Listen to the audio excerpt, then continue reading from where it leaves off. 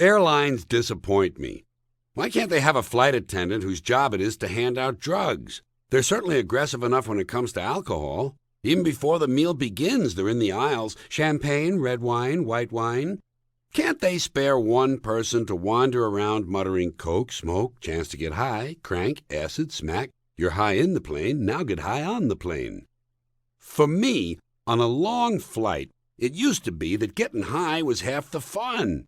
Hell, even a short flight, locking myself in the bathroom, firing up a joint. That's what flying was all about. Now you can't smoke anything at all. Not even a good old-fashioned ready roll. They have smoke detectors. Jesus. The people in this country have really become a pack of fearful, ignorant sheep. Everybody's a God-fearing, law-abiding asshole now. Fair warning, my friend. If you're going to smoke a joint on the airplane these days, you better be an old pro. In the old days, I always did my pot smoking in the forward lavatory because I fantasized that the mirror was two-way and the crew could see me. I can't help it, I just like an audience, you know. But I knew my manners. I always offered the crew a hit or two. I'd make little gestures with the joint toward the mirror. Come on, boys, lighten up. Life isn't all azimuth indicators. Never any takers. Real straight folks up there. Now, I'm sure all of you high-minded, non-chance takers out there are thinking, what about the smell? Doesn't the bathroom fill up with pot smoke? Well, folks, this is where a little background in physics comes in handy. Follow me closely on this.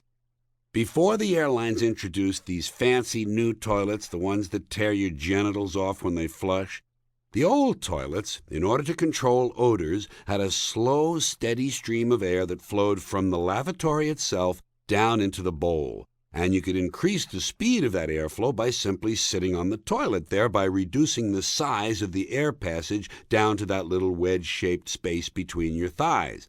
Narrower channel, stronger flow, and your cheeks acted as a gasket, sealing off the rest of the opening. Then, if you carefully pointed a lit cigarette down into the toilet between your thighs, by the way, I cannot overemphasize the importance of the word carefully in the above sentence. Of course, not all planes had equally strong airflow, so a system test was always in order. A good physicist never proceeds without checking conditions. In this case, we use a common match. A lit match, quickly extinguished, produces a small visible wisp of smoke. If the match is held deep in the bowl, one can observe whether that smoke is sucked straight downward or rises gently back into the lavatory. In the former case, all systems are go. In the latter case, the no smoking sign is wisely observed. Unless, of course, we decide to go to plan B. One must always have a backup. And so we turn our attention to the sink.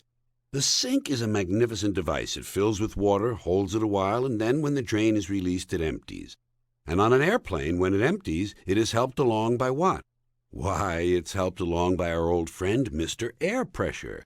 And what do you know, just by pressing down on the drain release plunger, we can produce an even stronger flow of air than we can with the toilet because the sink drain is so much smaller. A quick test with a lit match confirms this.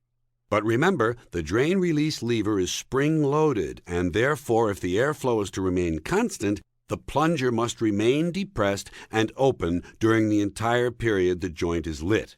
And that means we have to prop the drain cap open by wedging some object underneath it. A matchbook cover, or perhaps one of those little bars of soap the airlines used to leave near the sink. Isn't science fun? All right, gang, we're almost ready to light up and get wasted, but there is still one further consideration. If you're going to smoke a joint while seated on the toilet, as opposed to standing up leaning down into the sink, at some point you have to decide whether or not you should pretend to be taking a shit. In other words, whether or not to pull your pants down. If you really have to take a shit at the time, that's great. You're all set. But if you don't, you have a decision to make. Because although ethically there's nothing wrong with taking a fake shit, in a practical sense, if the crew thinks you've been in there too long and they decide to break down the door, you want to be sure that when they arrive, you appear to be taking a genuine shit. Don't forget, they're going to check. And nobody wants to be arrested for shitting with his pants on. Am I right? Although personally I can tell you I don't care what the charge is as long as I get rid of the joint. Besides, shitting with your pants on is only a misdemeanor, and in my case, it would be a first offense. Which brings us back to my own personal airline bathroom experience. One problem I always had was that after I got high, I would wind up staying in the bathroom way too long. Pot brought out the super-organizer in me, so once I'd had a few good deep hits and was securely locked in, I tended to go to work. First thing I did was open up all those little compartments under the sink and rearrange the supplies stored inside. I'd restack all the sanitary napkins according to strength, regular, super, jumbo, teeny bopper. I'd remove the outer wrappers from the spare toilet paper, making it readily available in the event some nasty bacterium found its way into the first-class entrees. And then I'd refill the paper towel dispenser, being careful to pack it so tightly that the towels would not come out without shredding. And, again, the old days, I'd make sure there were plenty of those little bars of soap lying out for people to steal. In the occasional instance when cologne, aftershave, and other amenities were made available, I would be sure to take them home for further quality control testing. Ford is not the only place where quality is job one. Then, my chores done, I would relax somewhat and reflect on the environment around me. I'd become fascinated by the little slot they had for used razor blades, and I wondered whether or not the blades actually dropped out of the airplane and fell on people's houses, or if they just rusted and rotted somewhere behind the wall. I'd read the various signs posted in 3 languages and try to translate precisely the corresponding words in each language. Then, finally, a long, lingering look in the mirror, usually resulting in the discovery of some hideous facial flaw previously undetected. And then, suddenly, the little lighted sign would flash on telling me to return to cabin. Return to cabin. Return to cabin. I'd think, oh shit, trouble in the cabin. They need me. I should never have left them alone. I'd better see what's up. And then on my way out, I'd spot one last sign. Please leave lavatory clean for the next passenger.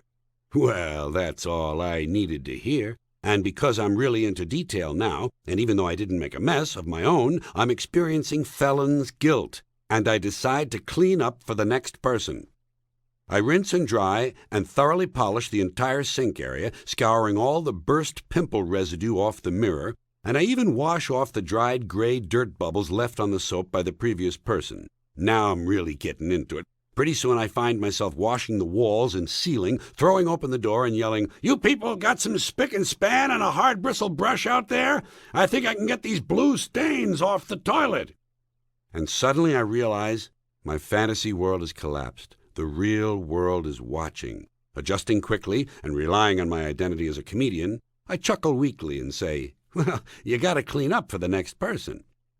Then, as the fat woman waiting to take a shit passes me on her way into the john, I hiss at her, "Don't fuck it up, lady. I worked my ass off in there." And back to my seat I go, secure in the knowledge that once again, thanks to my highly developed work ethic, along with some great Humboldt weed, I've managed to make the skies a little friendlier.